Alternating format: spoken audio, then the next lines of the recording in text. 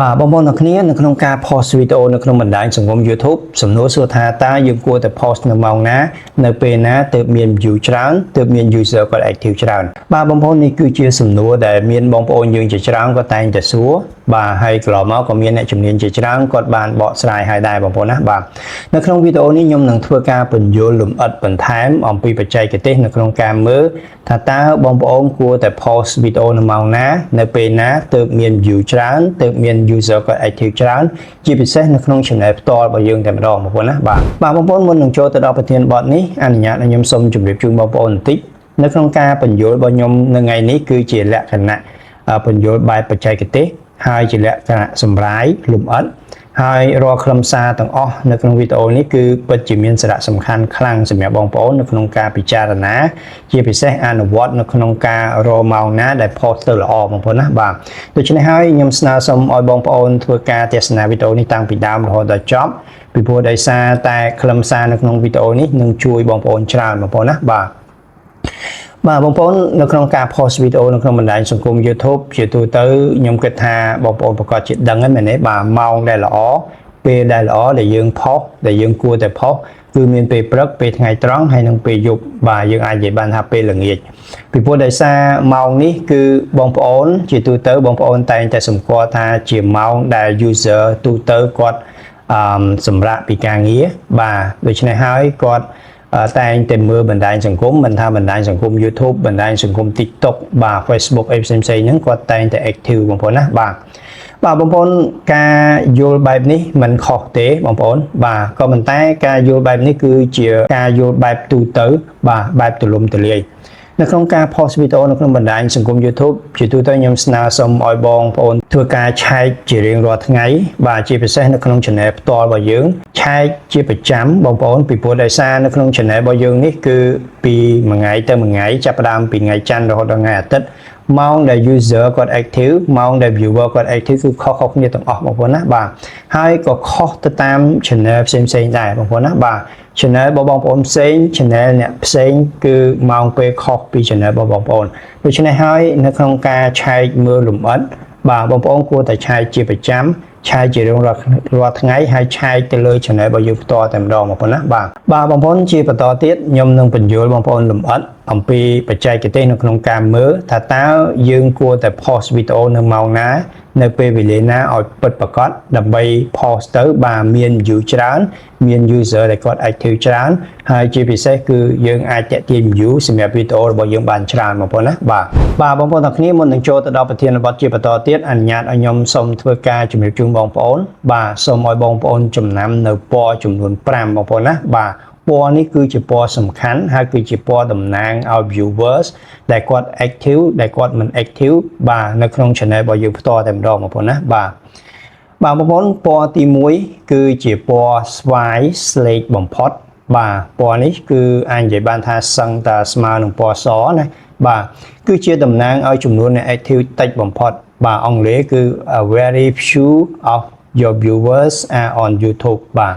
អញ្ចឹងពណ៌នេះបងប្អូនគឺជាពណ៌ស្វាយតាមពិតទៅក៏ប៉ុន្តែដោយសារតែ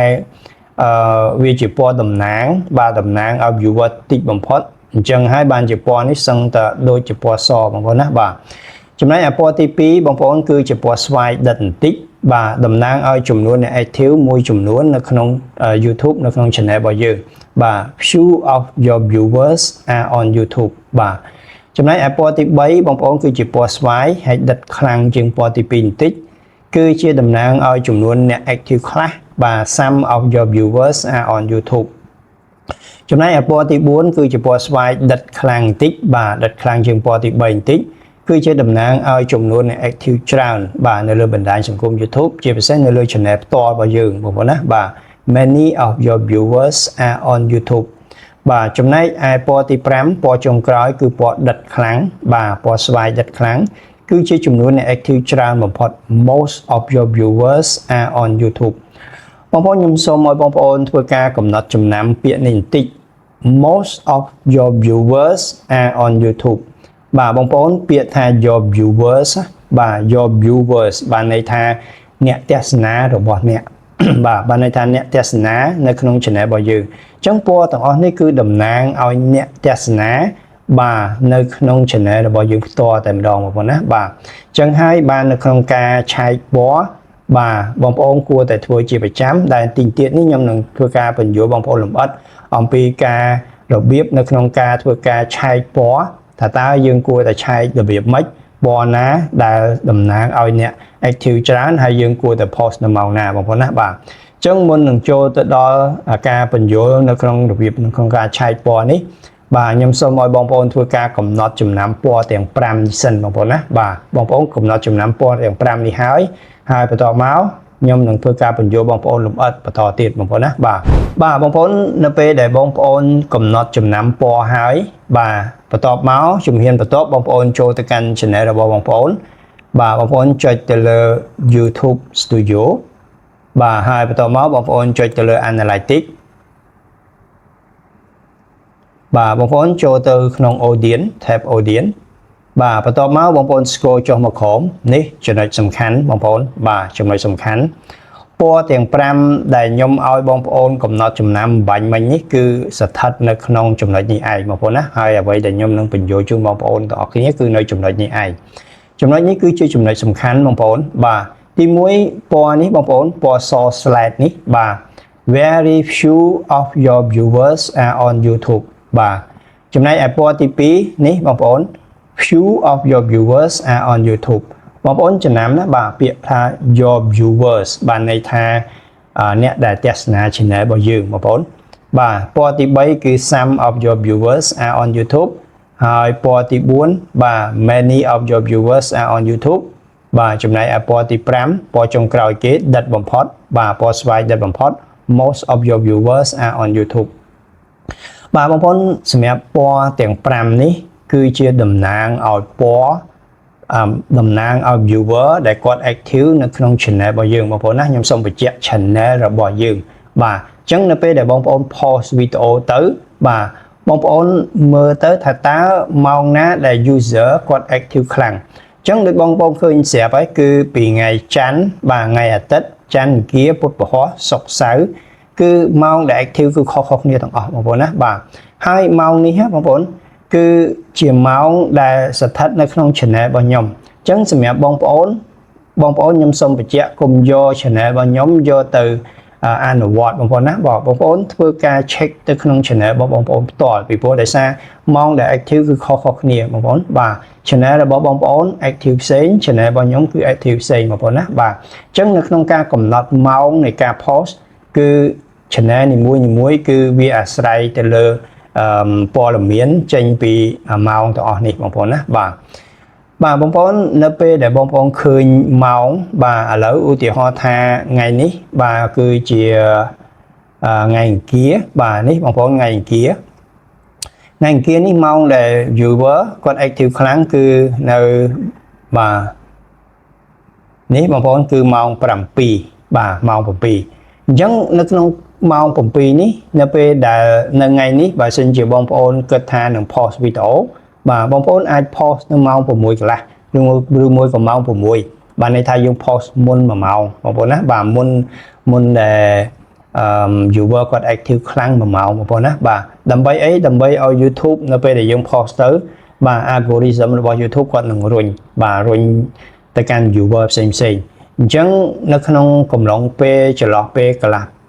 ម៉ោងទៅ1ម៉ោងក្រោយនៅពេលដែលគាត់រុញបានច្រើនហើយចំពេលដែល viewer បាទគាត់ active ច្រើនបាទពេលហ្នឹងគឺវីដេអូយើងអាចនឹងទទួលបាន viewer ច្រើនបងប្អូនណាបាទនេះគឺជារបៀបនៅក្នុងការមើលហើយនៅក្នុងការ post នឹងទៀតសោតបងប្អូនគឺអាស្រ័យទៅលើថ្ងៃនីមួយបងប្អូនណាបងប្អូនអាច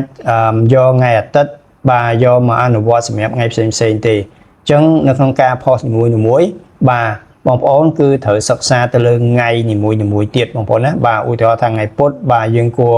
ម៉ោងដែល active ច្រើនគឺម៉ោង8មិនម៉ោង7ទេបាទអញ្ចឹងយើងអាច post នៅម៉ោង7 7កន្លះអីចឹងទៅបងប្អូនណាបាទនេះគឺជារបៀបនៅក្នុងការមើលបងប្អូនគឺសំខាន់ជាទីបំផុតបងប្អូនណាបាទហើយខ្ញុំសូមបញ្ជាក់បងប្អូនម្ដងទៀតនៅក្នុងការមើលនេះបាទបងប្អូន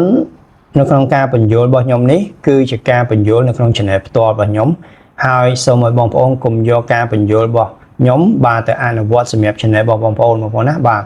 បងប្អូនត្រូវចូលទៅមើល channel របស់យើងផ្ទាល់តែម្ដងបាទចូលទៅមើល channel របស់យើងជារៀងរាល់ថ្ងៃជារៀងរាល់ពេលបាទម៉ោងណាដែលយើងគួរ post បាទពីព្រោះដោយសារម៉ោងដែល active នេះគឺវាខុសៗគ្នាទៅតាម channel នីមួយៗបងប្អូនណាបាទ channel ខ្ញុំគឺម៉ោង active បែបនេះបាទ channel បងប្អូនគឺអាចនឹងម៉ោង active ផ្សេងបងប្អូនណាបាទអញ្ចឹងហើយនៅក្នុងការ post ជាទូទៅសម្រាប់ខ្ញុំតែងតែ check មើលជាប្រចាំឧទាហរណ៍ថាឥឡូវនៅថ្ងៃពុធបាទថ្ងៃអង្គារថ្ងៃនេះថ្ងៃអង្គារខ្ញុំនឹង post បាទអញ្ចឹងខ្ញុំគួរតែ post នៅម៉ោងណាសម្រាប់ម៉ោងបាទគឺម៉ោង6ទៅម៉ោង6កន្លះគឺល្អបងប្អូនណាបាទ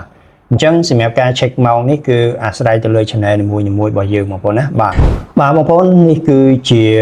ការសម្រាយគឺជាការពន្យល់ជាលក្ខណៈបច្ចេកទេសលម្អិតសម្រាប់បងប្អូននៅក្នុងការ check មើលថាតើយើងគួរតែ post វីដេអូនៅម៉ោងណាពិតប្រាកដម៉ោងណាដែលល្អដែលត្រូវជាមួយនឹង channel របស់យើងហើយដែលអាចទាក់ទាញ view ក៏ដូចជា subscriber ក៏ដូច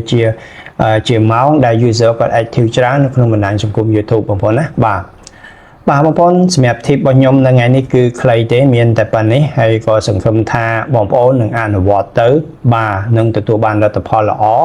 បាទហើយអ្វីដែលសំខាន់បងប្អូននៅពេលដែលបងប្អូនអនុវត្តទៅបាទបងប្អូនមានចម្ងល់បងប្អូនអាច comment សួរនៅក្នុង